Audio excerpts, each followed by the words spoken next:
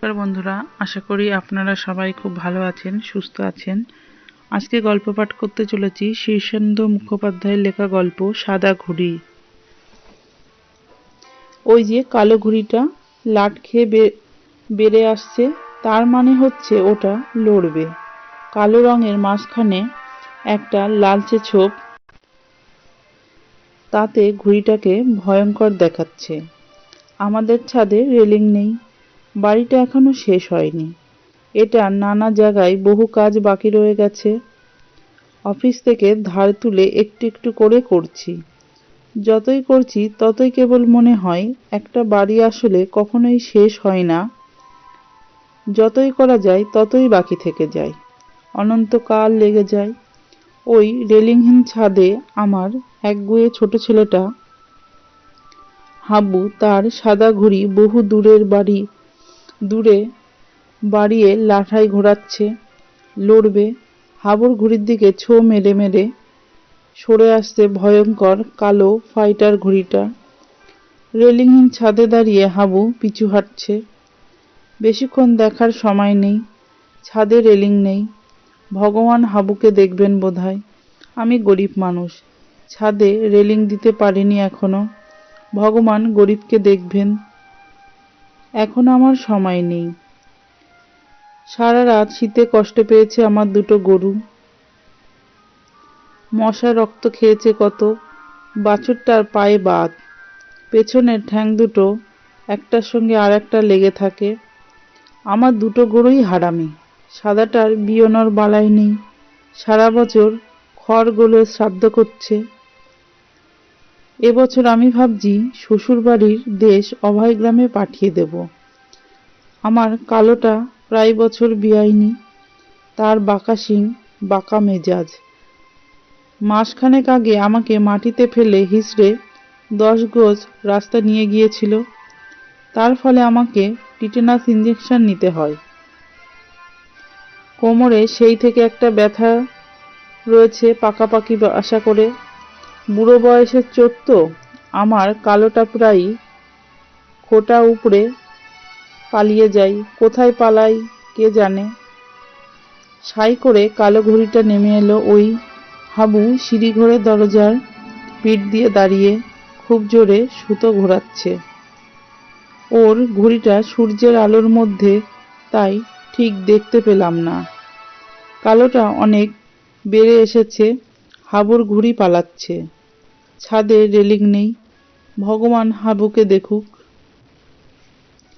বিনাপানি ক্লাবের পশ্চিম কোণে একটা ভাঙা টিউবওয়েল। এই কলটার সঙ্গে আমি রোজ সাদাটাকে বেঁধে রাখি। একটু মাঠ মতন আছে, কিন্তু রাতে ব্যাডমিন্টন খেলা হয় বলে ঘাস মরে মাটি বেরিয়ে গেছে। 2-4খানা ঘাসের মরা ডগা, দাঁতের আগায় সারাদিন খোটে গরুটা। কালোটাকে বাঁধি দত্তদের জমিতে। জমিটা ছাড়া পড়ে আছে বহুকাল। বাড়ির ভিত গাঁথা হয়েছিল বহুদিন আগে। 4টে ঘর, একটা বারান্দা, পিছন দিকে একটা কুয়ো। এটা হচ্ছে বাড়িটার ছক। ভিত সেভাবেই গাঁথা আছে। তার ওপর বাড়িটা আর হয়ে ওঠেনি। কুয়োটা মজে এলো। রাজ্যের কুটোকাটা শ্যাওলা আর ব্যাঙের আস্তানা। বাড়ির ভিতর জঙ্গলে ছেয়ে গেছে। বছরে একবার দত্তবাবু এসে দূরে দাঁড়িয়ে আতঙ্কিত চোখে দৃশ্যটা দেখে চলে যান। দূর এক স্টিমার ঘাটায় তার কেরানিগিরির চাকরিতে। আমার কালো গরুটা এখানে চড়ে। এখানে গাছগাছালির ছাওয়ায় কিছু ঘাস জন্মায়। গরুটা সারাদিন খায় আর খায়। গরুদের কখনো পেট ভরে না। এবার শীতটা পড়েছে খুব। আলু ক্ষেতের মাটি উস্কে দিয়ে বেগুন চারাগুলো কাছে এসে বসি। বেগুনের বার নেই এবছর, পোকা লেগেছে। ফুলকপির ফুলগুলোও কেন ছড়িয়ে গেছে, দুধের মতো সাদা হয়ে জমাট বাঁধেনি। কলার ঝাড়ে কেঁচো লেগেছে। বাগান থেকে আকাশ স্পষ্ট দেখা যায় না, তবুও গাছপাতার ফাঁকে এক ঝলক একটা সাদা ঘুড়ি দেখতে পাই। যাক বাবা, এখনো কাটেনি হাবুরটা। কালো ঘুড়িটা কি এখনো ছো মারছে কে জানে। এতকাল ধরে পৃথিবীর রস শুষছে গাছপালা, শুষতে শুষতে মাটি ছিবড়ে হয়ে গেছে। ছেলেবেলায় যেমন স্বাদ পেতাম তরি তরকারিতে, এখন আর তেমন স্বাদ পাই না। আমার নাকের দোষ কিনা কে জানে, আজকাল শাক পাতায় কেমিক্যাল সারের গন্ধ পাই। পায় আমার গিন্নিও, কেবল ছেলেপিলেরা কিছু টের পায় না। সামনে ছায়া পড়তেই চোখ তুলে দেখি দুজন মানুষ বেড়ার ওধারে দাঁড়িয়ে। কাকে চাইছেন? শ্যামাপদ ঘোষালের বাড়ি এটা? আজ্ঞে আমি। তারা বিনীতভাবে নমস্কার করে। তাদের মধ্যে লম্বাজন বলে, আমরা কলকাতা থেকে আসছি। এ বাড়িতে একটা ঘর খালি আছে শুনলাম। আছে, দেখবেন? দেখি একটু। চাবি আনতে যেতে যেতে একবার মুখ তুলি। হাবু একেবারে রেলিংহীন ছাদের ধারে দাঁড়িয়ে পিছু ফিরে, যদি বেখেয়ালে এক পা পিছু হটে, হাবু সরে যা বলছি, মরে যাবি, পড়ে যাবি। কিন্তু আমি কিছুই বলি না। বললেও হাবু কখনো শোনে না। থাক, যা করার করুক, ভগবান ওকে দেখবেন। ঘরটা তো ছোটই দেখছি, দক্ষিণটা একেবারে বন্ধ। ভেতরের বারান্দা তো কমন, তাই না? হ্যাঁ, বাথরুমও তাই। ইস, রান্নাঘর উঠোনের ওই পাশে। জল বলতে পাতকো না, উঠোনে তো রোদ আসে না। মনে হয় জামা কাপড় শুকাবে কোথায়। আর পায়খানা দুটো, একটা আপনাদের ছেড়ে দেব। ভাড়া বলছেন 50 টাকা। কলকাতা থেকে 10 কিলোমিটার দূর, রেল স্টেশন থেকে 7-8 মিনিটের হাঁটা পথ, তবুও 50 টাকা। ওর মধ্যে কি ইলেকট্রিক চার্জ ধরা আছে? না, ইলেকট্রিক আলাদা, মাসে 10 টাকা ফিক্সড। 10 টাকা? মাত্র 4টে পয়েন্টের জন্য 10 টাকা? গরমকালে পাখা চলবে তো? আমাদের পাখা টাখা নেই। তাহলেও কলকাতার চেয়ে এখানকার ইউনিটের দর দ্বিগুণ। লোক দুজন বিতৃষ্ণ চোখে ঘরটা দেখে পছন্দ হয় না বোধহয়। গত 1 বছর ধরে এরকম বহু লোক এসে ফিরে গেছে। আমি নিস্পৃহভাবে তাকিয়ে থাকি। লম্বা লোকটা বলে, আমি এখন যে বাড়িতে আছি সন্তোষপুরে, সেটার ভাড়া 45। দুখানা ঘর, সামনে পিছনে বারান্দা, দক্ষিণের হাওয়া আসে হুড়হুড় করে। তার উপরে সেটা কলকাতায় এরকম গ্রামগঞ্জ নয়। ছেড়ে দিচ্ছেন কেন? আমার সামনের বারান্দায় বসে পাড়ার ছোকরারা বোম বাঁধে মশায়। অপেক্ষাকৃত বেটে লোকটি, লম্বা লোকটির শালা, খুব বিনত হাসি তার মুখে, সসংকোচে বলে, এ ঘরটাতে কে থাকে? চৌকিতে বিছানা দেখছি, আঠার শিশি, পোস্টারের কাগজ তুলি, রাজনীতির বই, এসব কি ব্যাপার? আমার মেজো ছেলে পটল পলিটিক্স করে? না, পলিটিক্সের বোঝে কি? এসএসসি পাশ করে বেকার বসে আছে, ওই সব করে সময় কাটায়, ওটা একটা শখ। লম্বা লোকটাকে চিন্তিত দেখায়। এসব এলাকা কেমন? ঝঞ্ঝাট টঞ্ঝাট আছে কিছু? আগে না, খুব নিরিবিলি। কিন্তু খবরের কাগজে যেন দেখেছি এই এলাকাতেও। ও, সে ওই অভয়নগর, বেলাবাগান রিফিউজি এলাকায়। এদিকটায় কিছু নেই। লোক দুজনকে তবু চিন্তিত দেখায়। আমি তাদের কিছু দূরে এগিয়ে দিই, বুঝতে পারি তারা আর আসবে না। গত 1 বছর ঘরটা ভাড়া হচ্ছে না। আগের ভাড়াটেটা 30 টাকা দিত, ইলেকট্রিক চার্জ দিত 3 টাকা। তারা ছাড়ার পর আমি ভাড়া বাড়িয়েছি, টাকা জমিয়ে বাড়িটাতে লাগাবো। ভাড়া হচ্ছে না বটে, কিন্তু হবে। কলকাতার গন্ডগোলটা যদি জোর লেগে যায়, লম্বা লোকটার সামনের বারান্দায় যদি ছোকরাদের বাঁধা বোমা একদিনও ফাটে। হাবু তখন ছাদের মাঝখানে আবার সুতো ছেড়েছে। কালো ঘুড়িটা কোথায়? কেটে গেছে নাকি? না, সুতো গুটিয়ে একটু সরেছে পূবের দিকে, কিন্তু লড়বে, এগোচ্ছে। হাবু ছাদের মাঝখানে দাঁতে ঠোঁট টিপে হাসছে। বাছুরটা রোদে গা এলিয়ে শুয়ে, পায়ে বাত, লেজের দিকটা পাতলা গোবরে মাখামাখি। মাথার কাছে একটা কাক বসে মন দিয়ে ওর মুখ দেখছে। কুয়োর পাড়ে হাত পা ধুচ্ছি। রান্নাঘর থেকে হাবুর মা চেঁচিয়ে বলে ওঠে, ওরা কি বলে গেল? নেবে না বোধহয়, ভাড়া বেশি। না নিক, তুমিও কমিও না। কলকাতা থেকে তোক চলে আসছে এখন।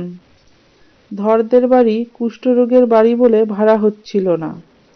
গত শুক্রবারে সেটাও ৮০ টাকায় ভাড়া হয়েছে। তুমি চেপে বসে থেকো।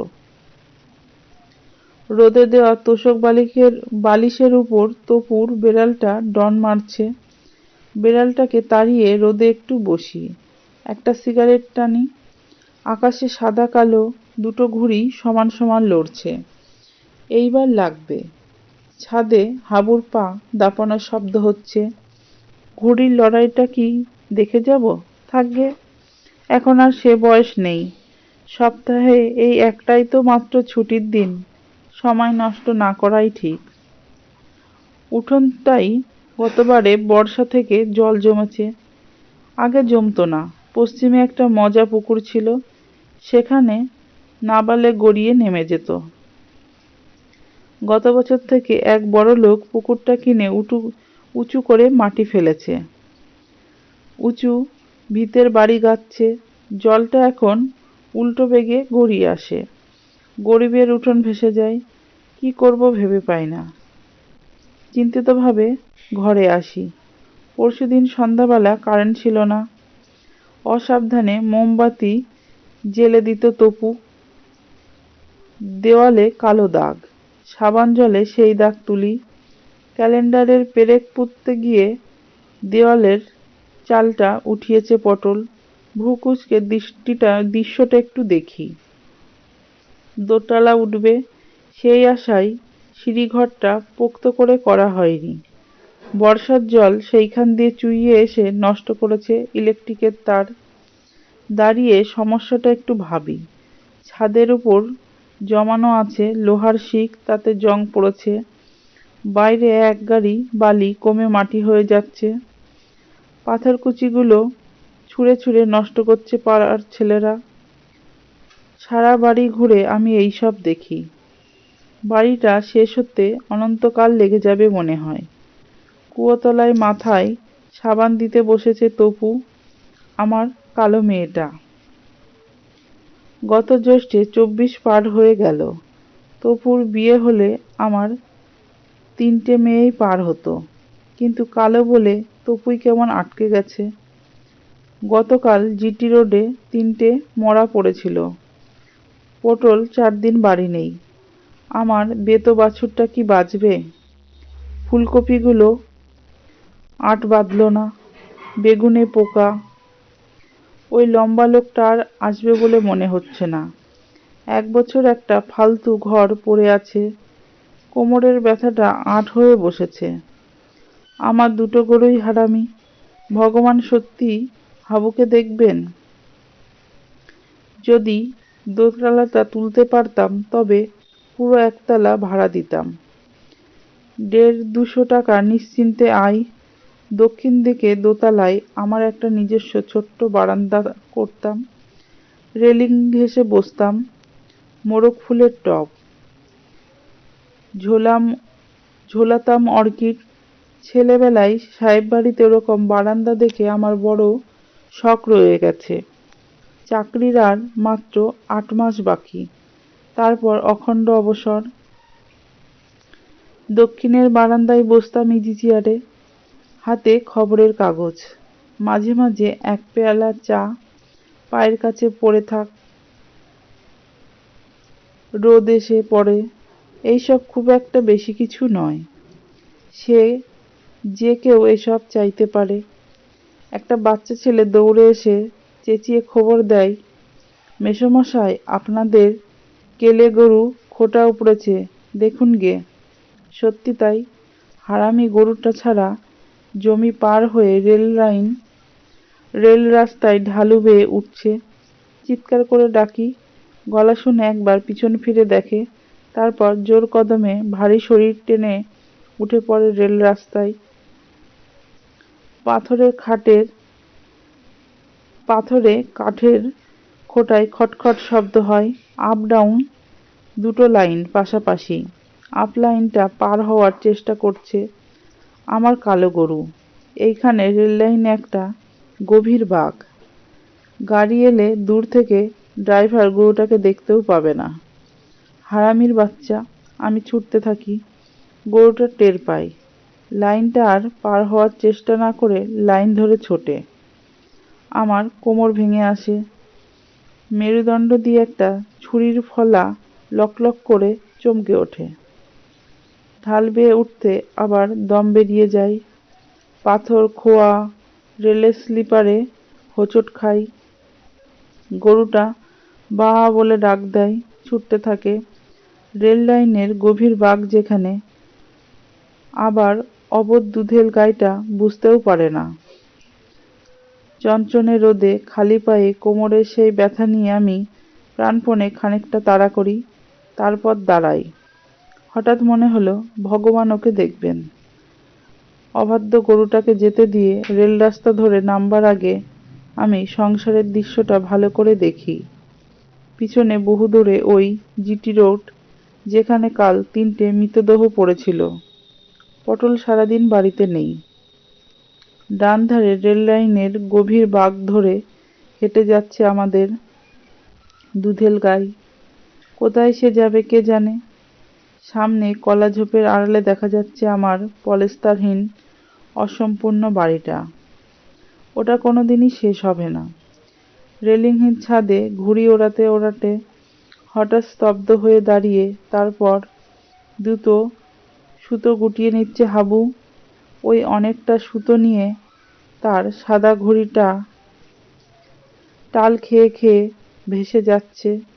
আনন্দে গোত্তা খেয়ে ওপরে উঠে ঘুরপাক খাচ্ছে কালো ঘুড়িটা। কয়েক পলক স্তব্ধতায় দাঁড়িয়ে আমি সংসারের অসম্পূর্ণতাকে দেখে নিই, অনুভব করি ব্যর্থতাগুলি। সাদা কাটা ঘুড়িটা আমার মাথার উপর দিয়ে ভেসে যায়। হঠাৎ তড়িৎ স্পর্শের মতো আমার হাত ছুঁই সুতোর হালকা স্পর্শ, মাঞ্জার কড়া ধার। আমি সংসারের দৃশ্য থেকে মুখ ফেরাতেই নীল আকাশে সাদা হাসিটির মতো দোল খাওয়া ঘুড়িটাকে দেখি। সুতোটা আমার হাত ছুঁয়ে আবার সরে যায়। আমার পেছনে রাজ্যের ছেলের পায়ের শব্দ আর চিৎকার শুনি। তারা ঘুড়িটার দিকে ছুটে আসছে। সুতোটা আমার মাথার ওপর একটু দোল খায়। আমি সংসারের সব ভুলে গিয়ে আনন্দে হাসি, লাফ দিয়ে উঠি। সুতোটা সরে যায়। অল্প দূরেই আবার স্থির হয়ে বাতাসে দোল খায়। আমি এগোই। সুতোটা সরে যায়। আমি এগোই। আমি এগোতে থাকি। ক্রমে সংসারের কোলাহল দূরে চলে যায়। নিস্তব্ধ হয়ে যায় পৃথিবী। ঘুড়িটা টলতে টলতে এগোই। সুতোটা আমার হাতের নাগালে থাকে, ধরা দেয় না। ক্রমে আমরা আশ্চর্য এক অজানা পৃথিবীতে চলে যেতে থাকি।